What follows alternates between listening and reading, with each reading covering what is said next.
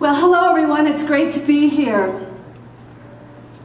This is me 1 year ago after having open heart surgery to replace my aortic valve. It was a 4-hour surgery and I was on the heart-lung machine for about 87 minutes. That's almost an hour and a half. So for an hour and a half, my heart was stopped. When I awoke in cardiac intensive care, and by the way, I was in the Mazankowski, I was surrounded by my family. I spent a week in the hospital and I went home on my birthday, actually, which was a wonderful birthday present. And after a gradual recovery, I was able to return to active life.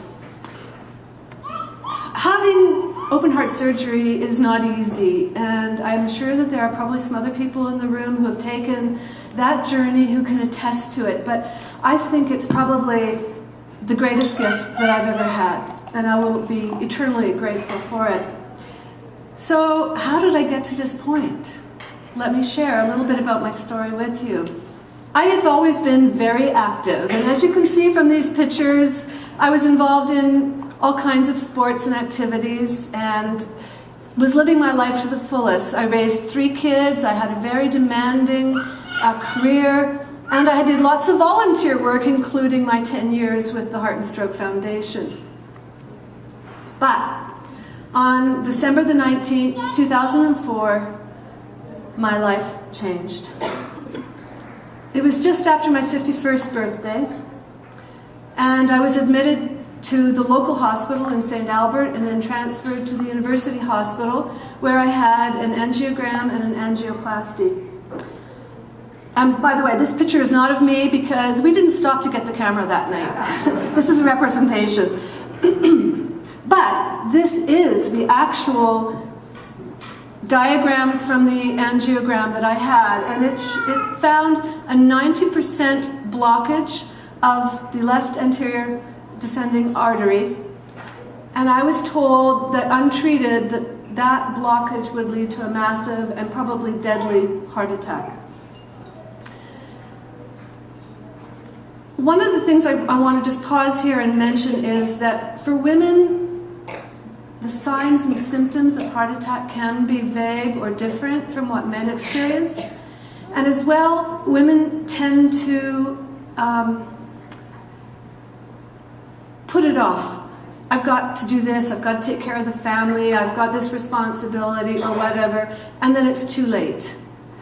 And I have to credit the Heart and Stroke Foundation and my involvement with them because I knew that. And so that night when I was experiencing chest pain and these vague symptoms, I thought, I don't want to be a statistic tomorrow morning.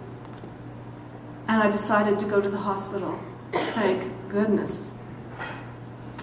So based on my age and my fitness level, I should have bounced back very quickly from the angioplasty. I had a stent put in, and I should have been well within a month. I had a very rocky recovery. I was in the hospital 5 times. I had 4 angiograms, 2 angioplasties. I actually reblocked in the same place, 90% within 3 months. Another stent put in.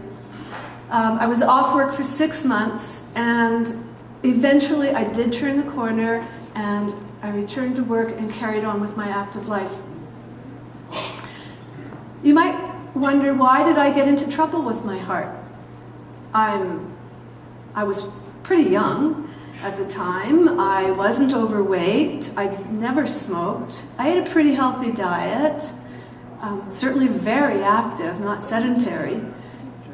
But I did have a family history of heart disease, and stress was a big factor. I was in a very, very demanding, high-stress, fast-paced job at the time, and my body, I think, paid the price for that. During my recovery, I also learned that I had problems with my aortic valve. Now, I had a heart murmur pretty much all my life. Well, all my life. And every time I'd go to see a new doctor, they'd comment on it, and I'd say, oh, I've had that all my life, it's nothing. Well, I found out that I had a bicuspid aortic valve. So that's 2 flaps instead of the normal 3, something I was born with. And that's what was causing the heart murmur. This occurs in 1 to 2% of the population, and interestingly enough, it's twice as common in men as in women. But nevertheless, that explained why I had this heart murmur. My doctors told me that people with bicuspid aortic valves generally are unaware of the fact until sometime in adulthood when they start to run into trouble and start to have symptoms. And that was certainly true in my case. They told me that I would have to have the valve replaced, and the thing was, they couldn't tell me when. It was unpredictable. They said the valve could deteriorate very quickly, like in a year, or it could last for 20 years. We just don't know. So to monitor my condition, I went and had an echocardiogram every year, and I had a regular checkup with a cardiologist. And for 7 years, everything was fine. No further blockages, no further deterioration of the aortic valve.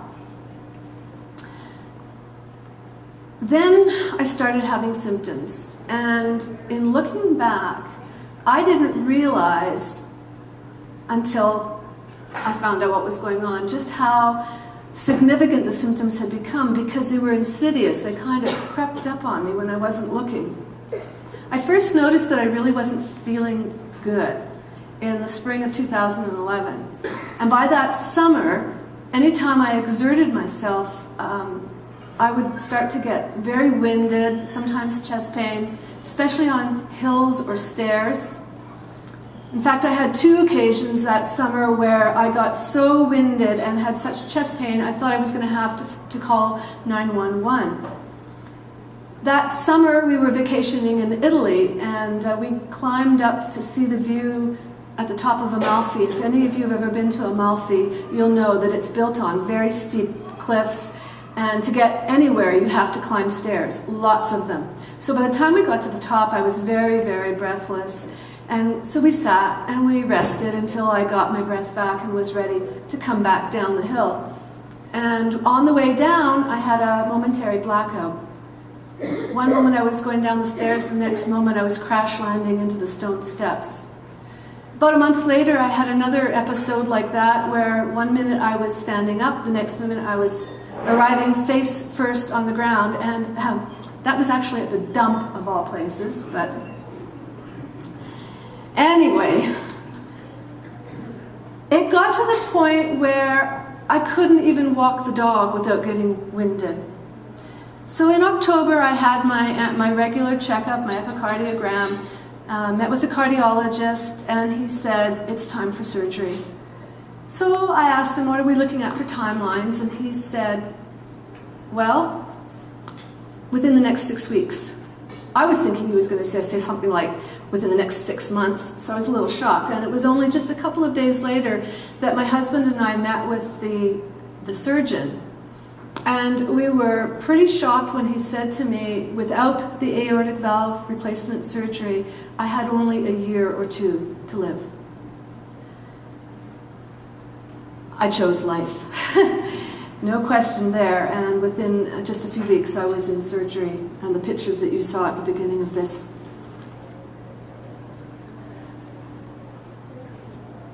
If I had been born in my grandmother's generation, I'd probably be dead by now.